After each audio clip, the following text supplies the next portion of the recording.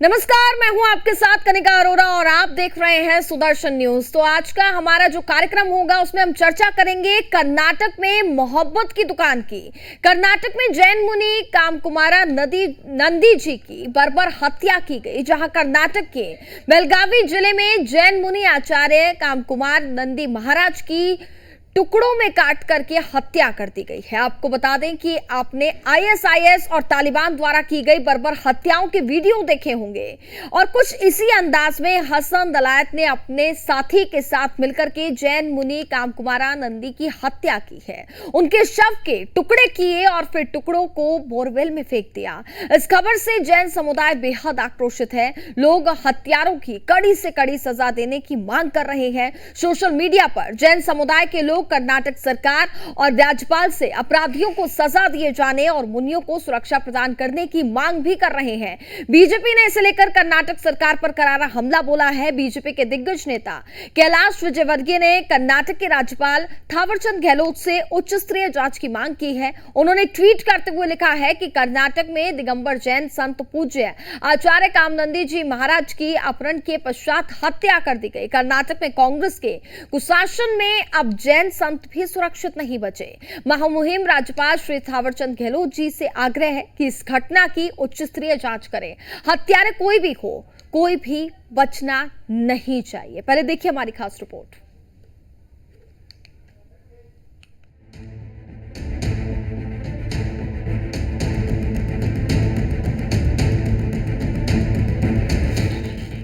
उनका दावा था कि वो कर्नाटक में बहार लाएंगे।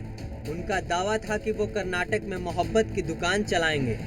जब कर्नाटक में सिद्धारमैया और डीके शिव कुमार की सरकार बनी तो सत्ता पक्ष हर्षित हो उठा।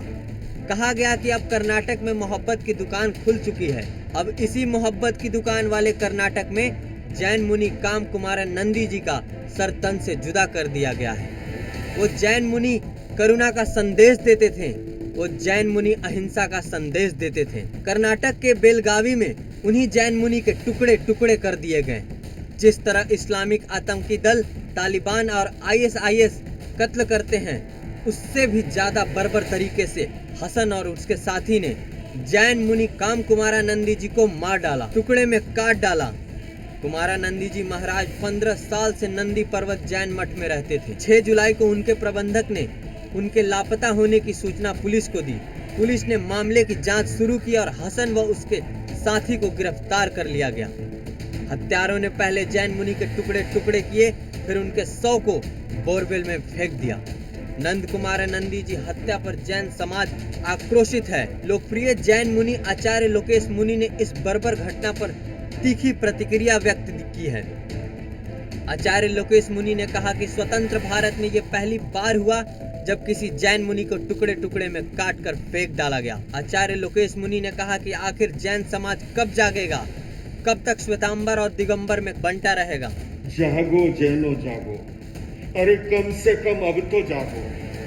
स्वतंत्र भारत के इतिहास में पहली बार एक जैन संत को कर्नाटक की धरती पर पूज्य आचार्य कामकुमार नंदी जी का अपहरण करके उनकी हत्या कर दी। उनके शव को कई भागों में काट करके बोरवेल में डाल दिया गया। अरे कब तक श्वेतांबर और दिगंबर में उलझे रहोगे? अरे अब तो एकजुट होकर के एक स्वर उठाओ, और अगर एकजुट होकर के स्वर नहीं उठाओगे, हमारे संतों का, साधु भगवंतों का, तीर्थों की रक्षा का एक नया प्रश्न खड़ा हो जाएगा। कम से कम अब तो जैनो जागो। जिस तरह से एक महान संत का, भगवान महावीर का संदेश देते थे, वो अहिंसा और शांति का, उनका अपहरण करके हत्या कर दी गई है। ऐसे के अंदर भी एकजुट होकर के आवाज नहीं उठाएंगे, कब उठाएंगे? मैं अमेरिका की धरती से उपवास के साथ मैं कर्नाटक के माननीय राज्यपाल और मुख्यमंत्री जी से अपील करता हूँ कि वे दोषियों को कठोर से कठोर सजा के साथ साथ हमारे साधु भगवंतों की रक्षा के लिए मजबूती से कदम उठाए। कर्नाटक में प्रवीण नेतारू जैसे कई हिंदू कत्ल दिए जाते हैं। अब जैन मुनि को काट डाला गया। सवाल ये है कि क्या कर्नाटक में हिंदुओं के लिए, जैन के लिए मौत का केंद्र बन चुका है। आखिर यह कैसी मोहब्बत की दुकान है जिसमें अहिंसा का संदेश देने वाले जैन मुनि को टुकड़े टुकड़े कर दिए जाते हैं। Bureau report, Sudarshan news.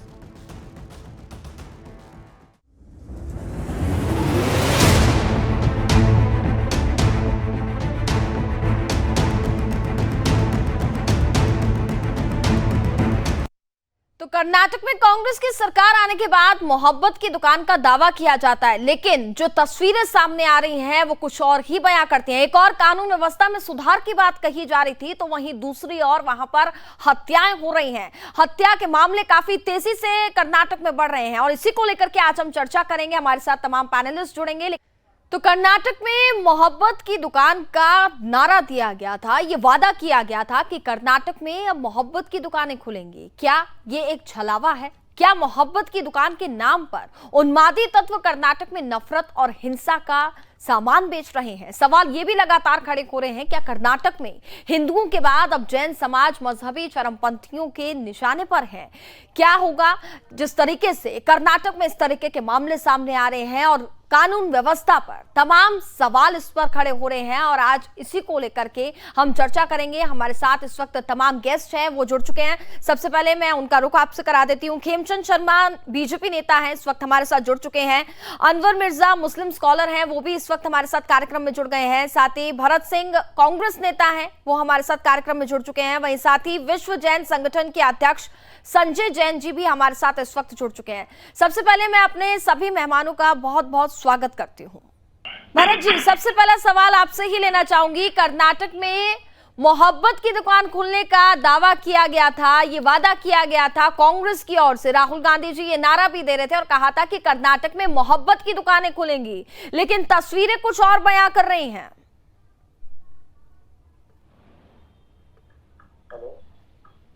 मेरी आवाज आ रही? भरत जी, आपको आवाज मिल रही है? हेलो, मेरी आवाज आ रही है आपको? जी, आवाज सही कराइए, आवाज नहीं आ रही है। हेलो, आवाज नहीं आ रही है, सही कराइए ना। हाँ, आ रही है, यहाँ से सामने से आ रही है, लेकिन फोन में नहीं आ रहा है।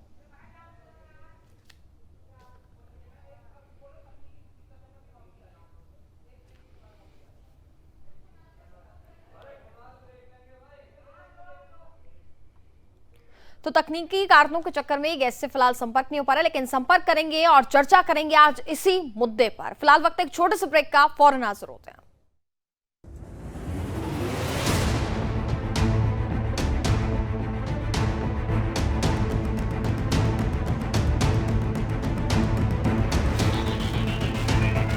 तो कर्नाटक में मोहब्बत की दुकान का दावा, ये नारा, ये झूठ होता हुआ साबित यहां पर होता हुआ नजर आ रहा है, क्योंकि जिस तरीके से वहां पर हत्या की घटनाएं लगातार बढ़ती जा रही है, जैन संत की हत्या वहां पर कर दी गई है। इसी को लेकर के हम चर्चा करेंगे। हमारे साथ तमाम गेस्ट लगातार जुड़े हुए हैं। सबसे पहले हमारे साथ कांग्रेस के नेता भरत सिंह जी जुड़े हुए हैं, उनके पास मैं आना चाहूंगी, उन्हीं से सवाल करूंगी कि चूंकि सत्ता में उन्हीं की सरकार है तो आपसे सवाल बिल्कुल पूछा जाएगा। और मैं आपसे जानना चाहती हूं, जिस तरीके से कर्नाटक में मोहब्बत की दुकान का दावा किया गया था, ये नारा दिया गया था, क्या वो मात्र एक छलावा था सिर्फ? देखिए, आवाज ठीक नहीं हुई कनिका जी। मेरी आवाज अगर आप तक पहुंच रही है तो मैं अपनी बात रखता हूं। जी कनिका जी, जी, मैं अपनी बात रखूं? बिल्कुल, बोलिए। देखिए कनिका जी, ये बहुत ही दुर्भाग्यपूर्ण है, इसका कहीं से समर्थन नहीं किया जा सकता है। कोई भी मुनि, जैन मुनि हो या कोई भी हमारा साधु संत हो, अगर इस तरह से उसके साथ कोई दुर्घटना होती है तो कांग्रेस पार्टी इसका समर्थन नहीं करती है। और आपको आपकी जानकारी के लिए बता दूं कि एक आरोपी को उसमें अरेस्ट किया गया है और दूसरे को भी जल्द पकड़ लिया जाएगा।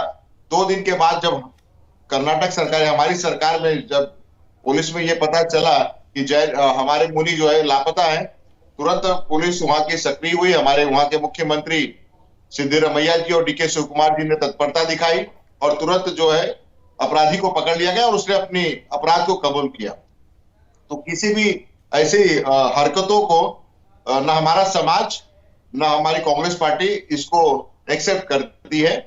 इसका घोर हम विरोध करते हैं और जितनी जल्दी हो सकती है दूसरी भी मुस्लिम को भी पकड़ लिया जाएगा। लेकिन नहीं, देखिए ऐसा जी। है कि पूरे देश में, कनिका जी, पूरे देश में जिस तरह से मुनियों के ऊपर या साधुओं के ऊपर ये अटैक होता है, वो क्या सही है? क्योंकि सवाल आज कर्नाटक में एक जैन मुनि की हत्या हुई, जिसका घोर हम कंटेम करते हैं। कांग्रेस पार्टी इसका घोर जो है विरोध करती है। मगर इसी तरह से 29 जून को 2023 29 जून को ही एक जो है मध्य प्रदेश में साधु के ऊपर हमला होता है और उसको जान से मारने की कोशिश की जाती है। 11 अक्टूबर को गोंडा में जो है एक पुजारी के ऊपर हमला होता है, उसे गोली मार दिया जाता है घुस के मंदिर में। उसके बाद में महाराष्ट्र में जहां मैं बैठा हूं, मॉब लिंचिंग के नाम पे 4 बच्चों को मारा जाता है, जिसमें एक बच्चे की मौत हो जाती है वो परभणी में। सांगली में भी इसी तरह से बच्चा चोर समझ के 4 साधुओं पे अटैक होता है। तो क्या यहाँ की सरकार, अगर हमारी सरकार पे जिस तरह से आज आरोप लगा रहे हैं, तो मैं समझता हूं कनिका जी, ये दायित्व तो हमारा भी बनता है, ये आपका भी बनता है कि कहीं भी किसी भी सरकार में अगर इस तरह से घटनाएं होती हैं तो इसका जो है पुरजोर विरोध भी होना चाहिए। और भरत जी, हर एक राज्य की सरकार से सवाल पूछे जाते हैं, चाहे किसी भी राज्य में घटना घट रही हो, चाहे किसी भी राज्य में घटना घट रही हो, हर एक राज्य की सरकार से सवाल पूछे जाते हैं। और कर्नाटक में जिस तरीके की घटना घटी है, तो कर्नाटक सरकार से भी सवाल पूछे जाएंगे। कानून व्यवस्था पर सवाल खड़े हो रहे हैं। आखिरकार क्या कानून व्यवस्था में सुधार नहीं किया जा रहा? जिस तरीके से तमाम दावे जो है वो कर्नाटक सरकार की ओर से किए गए थे और तभी जनता ने आप पर भरोसा भी जताया। ये आपका दायित्व तो बनता है। यही सही जो है पत्रकारिता का एक जो होता है ना चेहरा होता है कि वो सवाल पूछे, और ये मेरा कर्तव्य बनता है, मैं सरकार चला रहा हूं तो ये मेरा कर्तव्य बनता है मैं इसका जवाब दूं। और इसका जवाब फौरन जैसे ही हमें पता चला, एफआईआर दर्ज हुई और उसके बाद इन्हें गिरफ्तार किया गया। लेकिन यही मैं महाराष्ट्र में बैठा हूं, 3 बच्चों में से 1 बच्चों की मौत होती है। क्या ये सरकार का जो है काम नहीं है? अगर मुझसे सवाल पूछा जा सकता है तो क्या परभणी में जिस तरह से 4 साधुओं के ऊपर अटैक होता है, उन्हें मारा जाता है, तो क्या सरकार सोई हुई है? तो ये दोनों तरफ सवाल बनता है, एक तरफ नहीं बनता है। और मोहब्बत की दुकान तो हमने खोला ही है। हमारे नेता राहुल गांधी जी ने मोहब्बत की दुकान ही खोला है कि इस तरह से नहीं चलेगा देश में, हम मोहब्बत भाईचारे से रहेंगे। अगर इस तरह से कोई करता है तो कानून अपने हिसाब से उसे कड़ी से कड़ी हम सजा की मांग करेंगे, कम से कम फांसी की मांग करेंगे कि अगर जैन मुनि के साथ इस तरह से हरकत हुई है तो उसको जो है कम से कम फांसी होनी चाहिए। यहाँ महाराष्ट्र में मॉल लिंचिंग के नाम पे 2 दिन पहले दो जो है मुस्लिम बच्चों को मार दिया गया। क्या उनका गुनाह था भाई? क्यों? क्योंकि वो मुस्लिम है, इसलिए इसमें बात नहीं होनी चाहिए, चाहे वो किसी की भी सरकार हो, मेरी सरकार हो चाहे वो आपकी सरकार हो। ठीक है, खेमचंद जी कुछ कहना चाह रहे थे। खेमचंद जी, भरत जी ये कह रहे हैं कि कर्नाटक में जो हुआ है बिल्कुल उसका विरोध भी करते हैं और आरोपियों की गिरफ्तारी भी हो रही है और उन पर सख्त कार्रवाई भी की जाएगी और कोशिश है कि फांसी की सजा ही उनको मिले।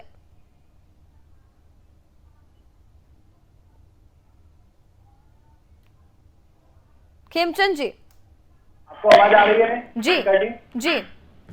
कर्नाटक में जो हो रहा है वो कांग्रेस की रीति नीति की वजह से हो रहा है, और कांग्रेस की जो रीति नीति है वो अपीजमेंट की पॉलिटिक्स है, और अपीजमेंट की पॉलिटिक्स की वजह से इन्होंने जो धर्मांतरण कानून है उसको वापस किया। वहां पे फिर से गौ हत्या करने को इन्होंने परमिट किया। जो कट्टरपंथी हैं, जो मुल्ला मौलवी हैं, उनके सामने ये झुक गए, पूरी तरीके से सरेंडर कर दिया है। ये वही कारण है कि कट्टरपंथी लोग अब वहां पे फिर से एक्टिव हो गए हैं और उनके कारण हत्याएं हो रही हैं। जैन मुनि की हत्या के पीछे एक बड़ी साजिश है और उसका जो बड़ा कारण है वो कांग्रेस की सरकार है, क्योंकि कांग्रेस की सरकार बनते ही हमने देखा किस तरीके से वहाँ कट्टरपंथियों ने, मुल्ला मौलवियों ने बोला कि हम अब सत्ता में आ गए, हमें अब अपना हक मिल गया, वो हमारी सरकार है, अब हम वो करेंगे जो हम करना चाहते हैं। तो ये कांग्रेस ने जो कर्नाटक को बर्बाद करने का काम किया है, वहाँ पे स्वाद को खत्म करने का काम किया, हम इसकी निंदा करते हैं। जैन मुनि की जो हत्या हुई है बहुत दुखद हत्या है, हम इसकी भर्त्सना करते हैं और हम उम्मीद करते हैं कि जल्द से जल्द दोषी, न सिर्फ दोषी बल्कि उनके पीछे जो लोग हैं जो हिंदू और जैन मुनियों की हत्या में शामिल होते हैं, जो हिंदू, जैन, सिख, बौद्ध के खिलाफ साजिश रचते हैं, उनकी बहन बेटियों के खिलाफ साजिश रचते हैं, उन लोगों के प्रति भी कार्रवाई करेंगे। नहीं तो भारतीय जनता पार्टी के कार्यकर्ता सड़क पे हैं, लगातार विरोध प्रदर्शन कर रहे हैं, इनको मजबूर कर देंगे, इनको खुला नहीं छोड़ेंगे। इनकी जो अपीजमेंट की पॉलिटिक्स है उसकी वजह से कर्नाटक को बर्बाद नहीं होने देंगे। जी कनिका जी। क्योंकि विश्व जैन संगठन के अध्यक्ष हैं वो संजय जी, जिस तरीके से घटना कर्नाटक में घटी है, जाहिर सी बात है हम उनकी निंदा करते हैं और कानून व्यवस्था पर कई सवाल भी खड़े होते हैं। क्या जैन समाज कर्नाटक में सुरक्षित महसूस कर पा रहा है अपने आप को? देखिए, जिस प्रकार से ये घटना घटी है, ये हत्या नहीं है, ये निर्मम हत्या। एक जैन मुनि, दिगंबर जैन मुनि के शरीर के टुकड़े किए जाते हैं, टुकड़े करके उनको बोरवेल में डाल दिया जाता है। कौन है वो लोग जिन्होंने इसको अंजाम दिया? कौन है वो? ये एक साजिश है, ये केवल एक दो लोगों का काम नहीं है, पूरी साजिश है जो हमारे जैन धर्म और हमारे संकट को लाने का प्रयास किया जा रहा है। हमारे जैन संतों को मारा जा रहा है। आप बताइए, अगर एक 6 लाख रुपए जितनी बड़ी राशि अगर हमारे संत के कहने पर ट्रस्ट ने उनको दे दी, तो मीडिया उनको लिखता है कि वो उधार का काम करते थे। कितनी शर्मनाक बात है। जो संत अपने शरीर पर एक वस्त्र धारण नहीं करते हैं, उनको मीडिया में लिखा जा रहा है कि वो वस्त्र वो संत उधार देने का कार्य करते थे। कितनी शर्मनाक बात है। एक माली के लिए आप बताइए, एक माली को 6 लाख रुपए की राशि 6 साल पहले दे दी, और वो अगर ट्रस्ट ने उनसे मांग की, क्योंकि जैन मुनि के जब लोग परेशान होते हैं तो हमारे संतों के पास आते हैं, अपनी पीड़ा रखते हैं। अगर उन्होंने उसके लिए रिकमेंडेशन कर दी तो क्या उनकी हत्या कर दी जाएगी? क्या उनको टुकड़ों में बदल दिया जाएगा? ये बहुत ही गंभीर विषय है। और मुझे सबसे ज्यादा दुख इस बात का है कि कर्नाटक राज्य के जो हमारे डीजीपी साहब हैं या हमारे एसपी साहब हैं बेलगावी, उनका कोई भी स्टेटमेंट इस प्रकार से वीडियो जारी नहीं की गई। कितनी दुखद घटना है ये। क्या उनको लाइव कैमरे पर आकर कोई स्टेटमेंट नहीं देनी चाहिए थी, ताकि पूरे देश के जन समाज को संदेश जाए कि हाँ, हमारा समाज उस कर्नाटक राज्य में सुरक्षित है। और मैं मांग करूंगा राज्य सरकार से कि इस घटना की इतनी फास्ट ट्रैक अदालत में वो किया जाए, भेजा जाए, और हमारे जितने भी पुलिस फोर्स है उनको इसमें पूरे, क्योंकि एक साजिश है, एक साजिश नजर आती है कि एक दो लोगों का काम नजर नहीं आता है। मैं आज सुदर्शन चैनल के माध्यम से पूरी सरकार को और वहां की पुलिस को निवेदन करूंगा, कृपया जल्द से जल्द इस पूरी साजिश का खुलासा करें और फास्ट ट्रैक कोर्ट के अंदर इस मुकदमे को लिया जाए, ताकि पूरे देश में, पूरे विश्व में संदेश जाए कि भारत में हमारे जैन संत सुरक्षित हैं। जी बिल्कुल, आप बने रहिए हमारे साथ। वहीं बात कर लेते हैं, अनवर मिर्जा मुस्लिम स्कॉलर हैं, वो भी लगातार हमारे साथ बने हुए हैं। पहले उनसे भी एक कमेंट ले लेते हैं, आपके पास लौटूंगे भरत जी। अनवर जी, जानना चाहती हूँ क्या कसूर था उनका, नंदी जी महाराज जी का क्या कसूर था कि इतनी बेरहमी से मुसलमानों ने उनकी हत्या कर दी? क्या कसूर था?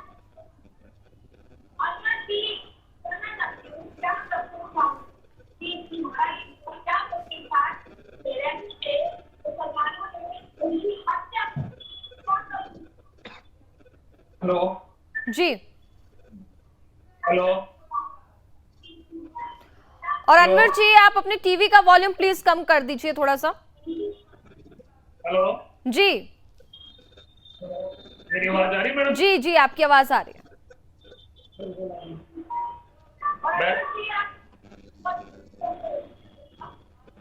मेरे को आपकी बात आ नहीं रही, मैं समझ नहीं पा रहा आपकी बात को। इस पूरे घटनाक्रम पर आप क्या कहेंगे? सीधा सा सवाल है सर। मैं अपनी बात रखूंगा, आपको आवाज आ रही है? जी,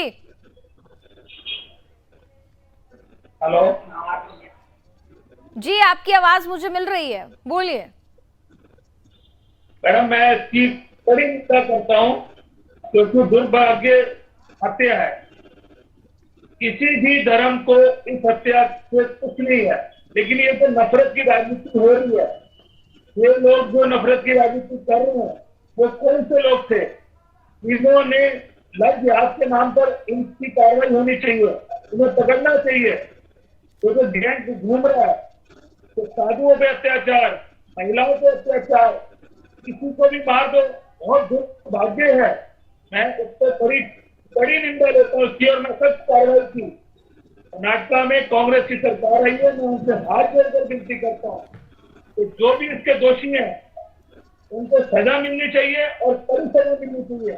इन्होंने जैसे जैन गुरु की टुकड़े करके हत्या की गई है, इनको भी चौक पर खड़ा करके उनके टुकड़े करने चाहिए। जब उन गैंगस्टर को पता चलेगा तो ये साजिश रच रहे हैं। बहुत